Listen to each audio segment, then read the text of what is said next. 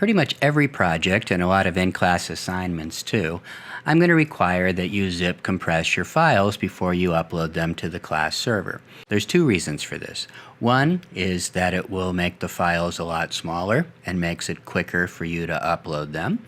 Number two, and the more important reason, is that it makes the files smaller and quicker for me to download them. So that's why I have you do it. As a side note, if you ever send yourself a file via email, PDFs and JPEGs will travel just fine, but almost any other file type can get corrupted if you just email it in its native form as an attachment. So you should always zip compress a file that you want to email and attach it, and then it will go through unscathed. Okay, so zipping is really, really easy.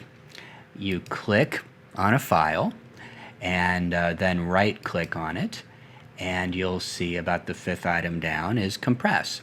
And so I will choose that. It will create a compressed zip file that has exactly the same name, just adds the .zip extension.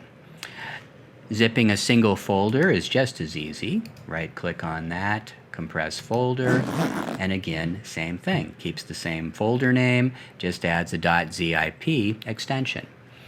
Now, if you want to do a group of files, you can make a new folder, name the folder what you want, and then zip compress the folder.